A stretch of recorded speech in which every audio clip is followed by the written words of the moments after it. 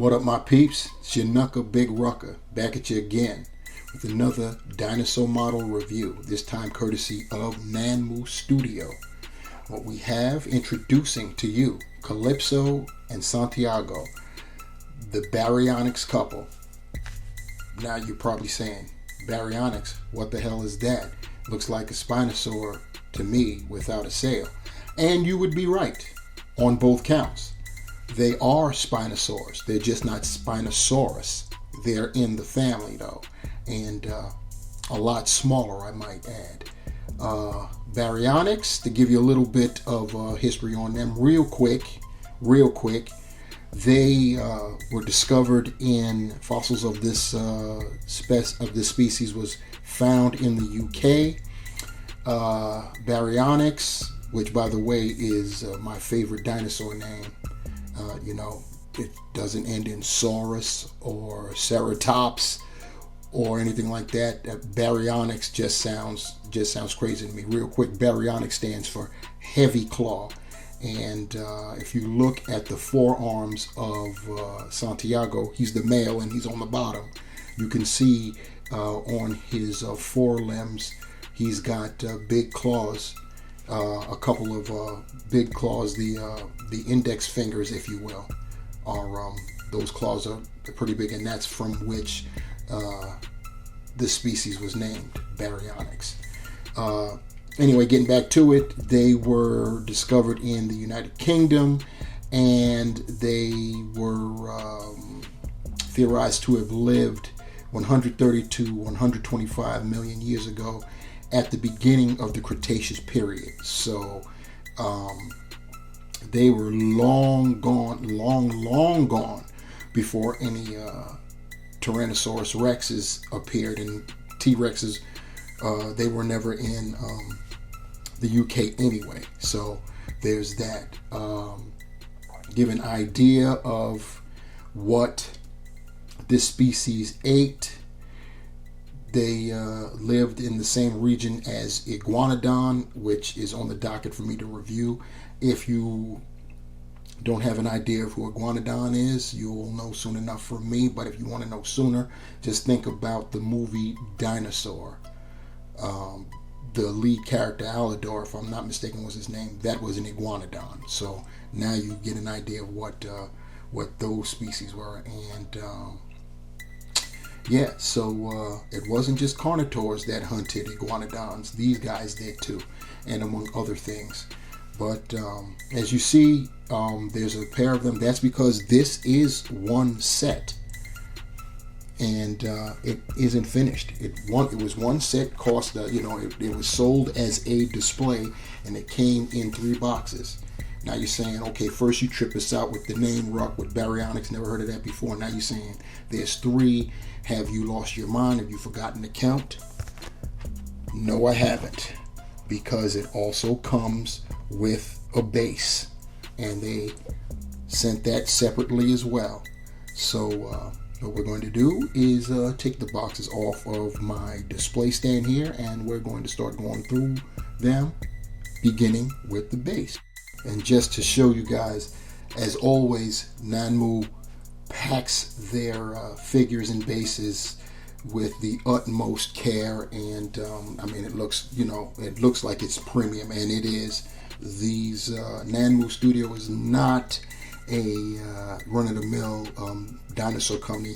As I've stated in previous videos, I only collect the higher end because they look more realistic, the most realistic out of all of the dinosaur companies out there. And there are a few of them, and they're all good, but there are a few companies, Nanmu, which they do depict their models realistically, even though they tend to favor the Jurassic kind of style. And we'll see upon further review if the Baryonyx actually follows that pattern. You may or may not recall in Jurassic World, Fallen Kingdom, there was Baryonyx that had made its way through tunnels into that underground lair that Claire and that Smith boy found themselves in. That was a Baryonyx. Probably, recognize that now. And so we'll see if either of these two that I have kind of look like the ones in Jurassic World. And there are telltale signs, which I will explain when we get to the dinos themselves. But anyway, as far as the base goes, I'm going to remove it from the housing here, which is pretty good. A piece fell out. I wonder where that came from. It's nothing. It's a piece of the foam. And looking at the base is all of that. It's you see there's a clutch of eggs there, and they actually are spotted. That's cool. Let's see how nice that is. Yeah, there are 6 eggs, circular, and you see the detail on the base. It's like they're on some type of rocky area. It looks pretty nice. You've got some paint there to show the dirt. There's a peg for, I'm assuming, Santiago, because he's the standing Baryonyx. And then looking at the sides, it's looking very, very nice. Very nice. You got some nice paint detail in there. On the bottom, it just says Santiago and Calypso, and has the name of the company there in the language which I cannot speak. So I'm not going to even try to pretend. So I'll set that down, and I'll figure out what direction I should have it in to begin with. I think I've got it. I may have it in the right direction, but we will see. Next up, I've opened up Calypso the Female, and she came with this insert that has a nice illustration of a Baryonyx. It's looking like it wants to go after that silhouette there. Looks like some kind of pterodactyl, and it looks like that Baryonyx wants to engage. So that's pretty good looking. On the flip side, we get this information sheet, if you will, that shows the Baryonyx. It's in the language, so I'm not going to attempt to read it. I can assume it's speaking on its length. It's showing its forelimbs right here. Those claws for which it's named Heavy Claw that I was telling you about. It's showing its gait with its mouth, and it's showing a fish by comparison to prehistoric fish from that time, which if that's to scale, that's a pretty big sucker. I didn't mention that the size of a Baryonyx, I did mention that it's smaller, way smaller than a Spinosaur, but Baryonyx grew from 25 to 33 feet long. So it was a pretty big boy. It was basically a mid to large size carnivore at that 25 to 33 foot range, because there were definitely theropods smaller, but there were most definitely theropods that were larger than that 33 foot length there, which is sizable to say the least. And now I understand why that leaflet had an illustration of a fish in it. It actually comes with a model of it, and I have to assume, because they came with this, that this is to scale. So these were pretty dang large. They had to be at least 5 feet long in real life, I'd have to assume. But as you say, it's just molded in this white. It does have detail. It has it's got the line showing the scales of the fish. In fact, let's take a closer look so you can see, because this white is definitely distracting from being able to see whatever detail is with this fish. All right, looking at this fish close up, you have to look really carefully to see eyes there, but they are there. They are there. I'm going to show you. I've got the fish dead center in the camera, so you should be able to see the imprint of the eyes, but we won't stay too long on that. You'll just have to take my word for it. But you can see the scalation there, and you see that's a raking, a laceration from it being raked by the Baryonyx, a Baryonyx, and then there are 3 more right there. So I guess I stated that they fed on Iguanodon, but they are spinosaurs, so they were pescivorian. In other words, they ate fish as well, and it probably was their primary diet. For to be quite honest, their snouts were more designed for spearing in the water and grabbing fish, and if I'm not mistaken, the teeth were the way how they were shaped. They were shaped to that as they bit on a fish that they caught and kept, trying to get it positioned in its mouth. The teeth were designed to draw the prey back into its mouth to make it easier. So yeah, a little something there. You can see the fins. So yeah, and on this other side here, there's that scalation. So you can see that fish was taken out on this side. So pretty cool. It's got its fins, its rear fins, dorsal style at the top there. I don't know if it's called dorsal when it's at the top, but it's at the top, so I went with that. But it's got the flipper there. So yeah, pretty nice accessory. And here we have Calypso herself, the female Baryonyx, and as you see, she's in a prone pose. She's lying. I'm assuming, this is basically in her mother mode. She's nesting beside her clutch of eggs.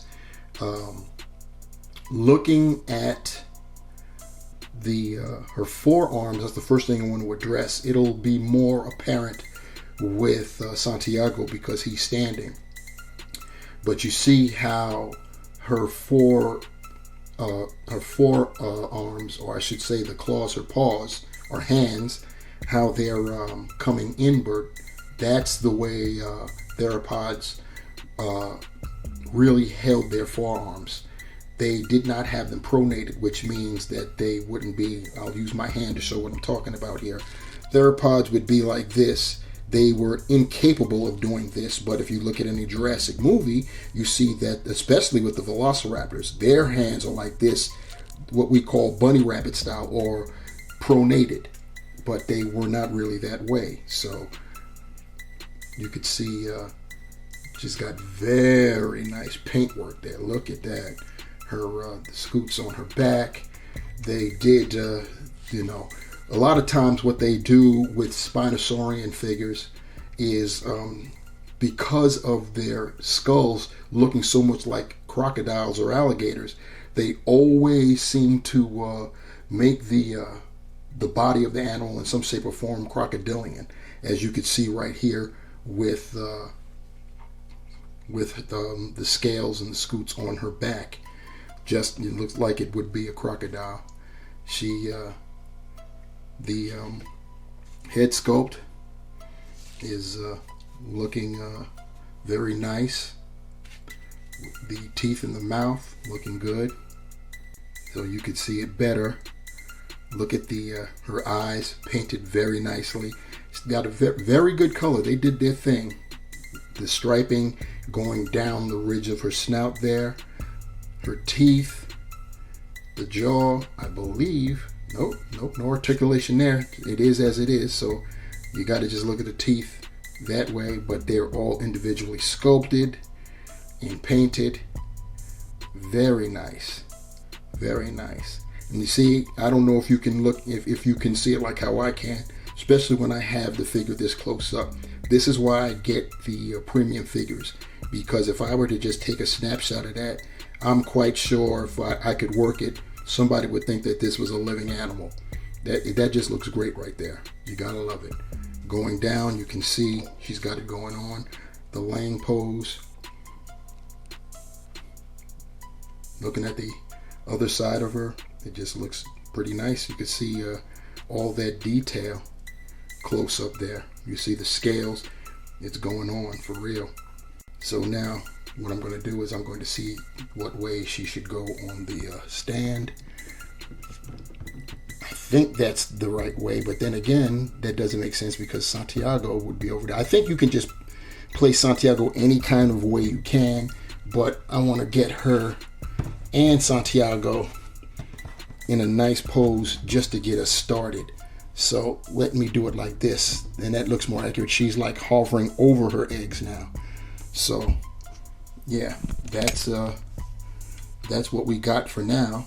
Santiago comes with a stand of his own, which when I saw that, since I was in between takes here, I looked it up, and yeah, I didn't even know that because I saw this set as is, so I went right for it. But if someone chose, they could get Santiago by himself, which makes sense because he is standing. So he does come with his own stand, and it is the same, similar terrain. It has different paint apps on the top there to make it look a little bit more dirty, which is cool. Still rocky, and it has a peg in there to stick Santiago in. We'll look at him by himself at some point here. And then of course the same thing at the bottom there. You've got the Nanmu Studios logo, and it's I wouldn't be surprised if one of those words is Santiago, the Baryonyx, which is crazy because it doesn't look like it would be that long, but hey, it is what it is. Very nice base. Santiago also comes with the same leaflet that Calypso came with, both sides, and I wasn't even thinking about it when I saw it the first time with Calypso, but that Baryonyx in this illustration is Santiago, as you'll see momentarily. So this is actually not a Baryonyx, but of Santiago, the Baryonyx, the male Baryonyx that we get with this set. So I figured I'd show Baryonyx, Santiago, the Baryonyx, by himself first, because since he is a self-contained set, as in the model and a stand all on his own, I figured I'd give him his shine right now. So as I stated, that this is the same Baryonyx that we saw in this illustration here. So there it is. All we need is a pterosaur, and it'll make that own personal diorama complete. But so he stands nicely on that peg. You see he's in that very, very active pose. You gotta love that. And let's take a closer look at Santiago. So here we have Santiago up close and personal, and as you see, he's got his mouth open. And strangely enough, these are the first theropod models that I've gotten where the jaws weren't articulated. So these are definitely models. So there's no posing. They come as they are, and that's how you get it in. But looking at Santiago, that head sculpt once again is just it's fire. Look at the red eye and pupil there. Look at because the mouth is open, you see the skin that connects the upper and lower jaw looking nice and wet there. And speaking of looking wet, look inside that mouth, and you see that tongue there is looking pretty wet there. See if I can get us to see the roof of his mouth. Oh yeah, and you can see all of that detail looking very, very nice there, very realistic. Once again, teeth sculpted individually and put in the mouth, and painted a very nasty looking yellow. You need to see your dentist, Santiago. Word up. You probably kill Calypso with that breath, but then she's probably killing you with hers, huh? Anyway, looking at the rest of the model here, you can see that Santiago is colored distinctively different from Calypso, a darker color, which is I find that kind of unusual. Especially with reptiles, the males are usually more colorful than the females. But and that's just, you know, going off of what we know with today's animals, today's reptiles, today's birds, which are dinosaurs, by the way, just evolved. But looking at the coloration here, it's pretty nice anyway. Look at the scalation on the legs right there. His claws painted very nice. You can see even the dew claw, which are claws that are they're the fourth claw, or the first claw, the first toe, if you will, on theropods, and they never touch the ground. They're recessed way above, and those are painted pretty nicely. His forearms, their claws, see right there, that's where Baryonyx derives its name from. Look at the size of that index claw right there. So you see what I'm talking about. And speaking of that, pulling forward like that, no, they've got the arms placed the way they should be, with the claws are turned inward, facing one another, which is the way they should be, and not the bunny rabbit style that you see in Jurassic Park. Looking at the bottom, since we're already here, you see the nice scalation down there. Looks very nice. Other side there, once again the top, that crocodilian style that they do with the scoots. So I'm saying, just like a crocodile, all the way down, almost to the end of the tail there. And it starts all the way right at the beginning of the neck. And he's got that snoot, like I said. Look at that that red eye, red with the black pupil. It's pretty nice. It's just a very nice figure. Very nice figure. So there is the close-up once again of Santiago, the Baryonyx.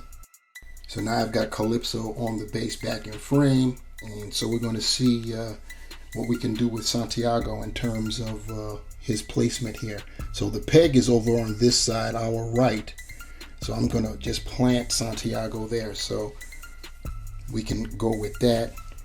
That's looking pretty smooth like that. So you can spin him any kind of way, right? We can have him going away, which means I'll have to move this over some, and probably move him a little bit so he can stay in frame. We could have him looking that way, like he's warding off potential egg robbers. Let's see if we spin him around. We spin him around that way, and then let me tilt that way, and that's a pretty good angle as well. Spin him a little bit more this way. Yeah, looks pretty cool. I think the only way this will look bad is if I were to turn it and Calypso would have her back towards us. But maybe if I change Calypso around, let's see what that will bring us. So give me a second here. Yeah, after toiling around with it, the best that could be done would be to have her just have her tail in front of Santiago instead of behind, and now it's just hanging off. And I mean, technically she's hovering even more so over her eggs. There's more of her body closer to the eggs instead of just her head. So, you know, you set it up however you want. And also there's also, you know, you got to also think about how much space it would take, because I've just actually elongated this display from end to end here. So I'm settling on this.